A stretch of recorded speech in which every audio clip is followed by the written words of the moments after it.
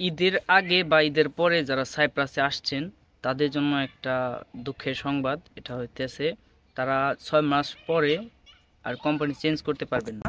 সর্বনিম্ন আপনাকে যে কোম্পানিতে প্রথমে আসবেন ওই কোম্পানিতে 1 বছর কাজ করতে হবে। যদিও আপনার বেতন কম হয় তাও এই অবস্থায় আপনার 1 বছর কাজ করতে হবে হয়ে যাবে। আর কি কি বিষয় আপনার সাইপ্রাসে আসা উচিত নয় এই আইনটা পাশ হওয়ার পরে এই ভিডিওতে পুরোপুরি আলোচনা করব, সবাই সাথে থাকবেন।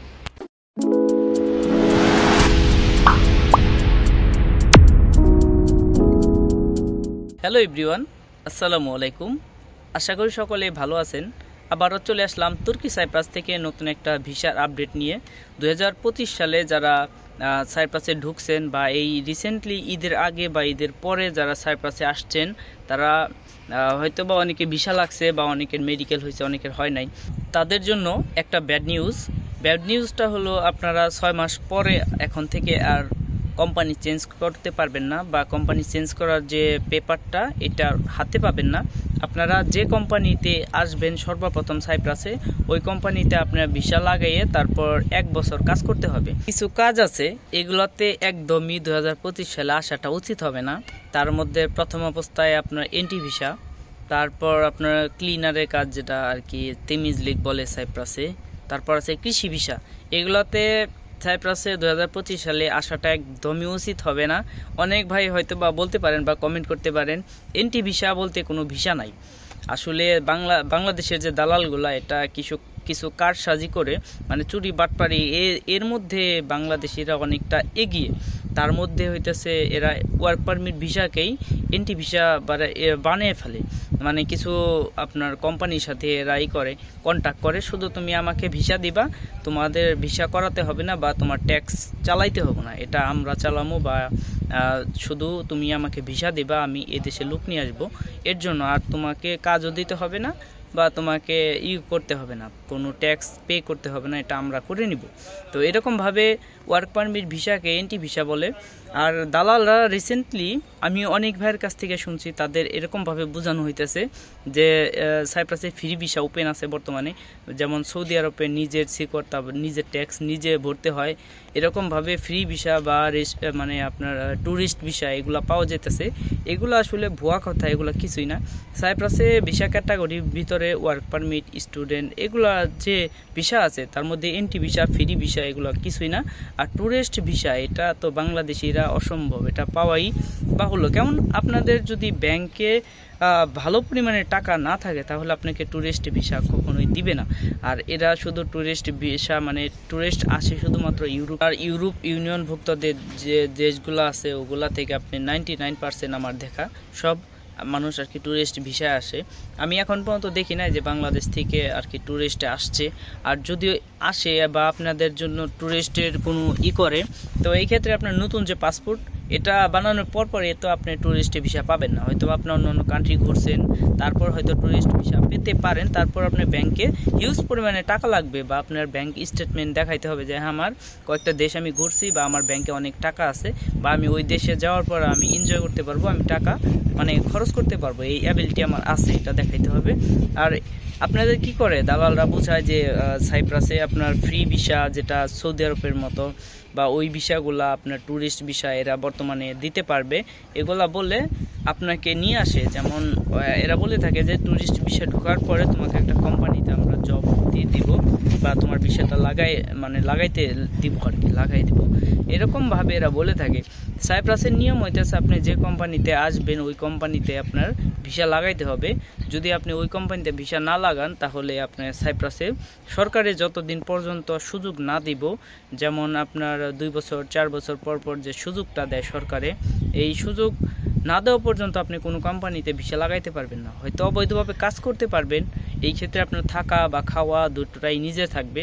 আর থাকা খাওয়া কস্ট বাংলাদেশি টাকায় 40 থেকে 50,000 টাকা হবে। আপনি যদি 1 লাখ টাকা ইনকাম করেন আপনার থাকবে মাত্র 50,000 টাকা। আর এই ক্ষেত্রে আপনার যে 7 থেকে 10 লাখ টাকার মতো খরচ করে আসবেন এই টাকাটা উঠাইতে আপনি অবৈধভাবে আর অনেক সময় লাগবে। আর পুলিশের ঝামেলা তো আছেই, কারণ বর্তমানে যেভাবে লোক ধরতেছে আপনার বাসার নিচে থেকে দাঁড়ায় দাঁড়ায় পুলিশের লোক ধরতেছে, অলি গলিতে সব জায়গায় লোক চেক করে তারপর অবৈধ লোকগুলো ধরতেছে। স্টুডেন্ট, ওয়ার্ক পারমিটে আসা যে অবৈধ লোক বা এনটি ভিসা আসছিল, ভিসা লাগে নাই, সবাইকে ধরে ধরে দেশে পাঠাইতেছে। যেমন আমার পরিচিত দুইটা ভাইকে রিসেন্টলি অল্প কিছুদিনের ভিতরে দুইটা পরিচিত লোক তারা অবৈধ আছিল, তাদের ধরে দেশে পাঠাইতেছে। যদি কোনো দালাল বলে যে আপনার আমার কাছে এনটি ভিসা আছে বা ট্যুরিস্ট ভিসা বা ফ্রি ভিসা, এগুলা যদি বলে থাকে তাহলে এই সব বিষয় ভুলেও আসবেন না। আরেক দুইটা বিষয় আছে, এগুলোতে হচ্ছে ক্লিনারের কাজ। যেমন এর আগে আমি একটা ভিডিও আপলোড করছিলাম, ভিডিওটা হইতেছে আপনার ক্লিনারের কাজ। ক্লিনারের কাজে সর্বোচ্চ আপনার 15 থেকে 20,000 লিরা এরা বেতন দেয়, বা যখন ভিসাটা দেয় তখন আপনার ওদের সাথে কন্ট্যাক্ট থাকে, তা আমি বেতন কম দেব। আরেকটা বিষয় আছে আপনার কৃষি বিষয়, এই বিষয়ে আপনার 15 থেকে 20,000 লিরার উপরে বেতন দেয় না, এটা ডিউটি বেশি, 12 থেকে 14 ঘন্টা ডিউটি হয়। রিসেন্টলি অনেক কোম্পানি আমি শুনছি যে তাদের কাছে কৃষি বিষয় আর ক্লিনার বিষয় আছে, কারণ এই দেশে যারা আসার পর আপনার 6 মাস পর পর এরা চেঞ্জ হয়ে যায়। যেমন আপনি কৃষিকাজে আসছেন, আসার পর 6 মাস পর আপনারা চেঞ্জ করে অন্য কাজে চলে যাবেন। আর যখন আপনি ভিসা না পাবেন তখন আপনি ক্লিনার, কৃষি এগুলো দেখবেন না, শুধু ভাববেন যে না আমি 6 মাস পরে আমি কোম্পানি চেঞ্জ করব। আর এই চেঞ্জ করার জন্য মানে আমার যা যা ডকুমেন্ট দরকার আমি ওটা চেঞ্জ করতে পারবো, এটার জন্য আপনারা 6 মাস পরে হয়তো চেঞ্জ করবেন, এই আশা নিয়ে আপনি কৃষি ভিসা বা ক্লিনারি ভিসা বা অন্য বিষয়ে আসেন। বা কিছু মানুষ আছে এনটি ভিসায় ঢুকেন, যে 6 মাসে আপনার নিজের সিকর্তা নিজে পে করে তারপর আপনি কোম্পানি চেঞ্জ করে অন্য একটা কোম্পানিতে চলে যাবেন। এই সুযোগটা এখন আর নাই। আপনি যদি কোম্পানি চেঞ্জ করতে চান, আপনি কৃষি ভিসা, ক্লিনারি ভিসা বা এনটি ভিসায় আসেন, নিজের সিকর্তা নিজে চালাইতে হবে। বা আপনি কৃষি ভিসা বা ক্লিনার ভিসা আসলে 1 বছর কাজ করবেন, আপনার 12 থেকে 14 ঘন্টা ডিউটি মাসে, মানে আপনি হয়তোবা কৃষি বিষয়ে কোনো ছুটি নাই, হয়তোবা মাসে একটা ছুটি দেয়। আর এই ক্ষেত্রে ক্লিনারের কাজে আপনি রবিবারে একটা ছুটি পাবেন, কিন্তু আপনার বেতন একদমই কম হবে। অনেক ভাই আমার ওই ভিডিওটিতে কমেন্ট করছিল যে সাইপ্রাসের বেতন আপনার 37 থেকে 38,000 লিরা, কিন্তু এই ভাই বলতেছে 15,000 লিরা। অনেকে বিশ্বাস করতেছে না, বা অনেকে বলতেছে না, অনেকে হয়তো নেগেটিভ মাইন্ডে নিতেছে। আসলে এটাই সত্যি।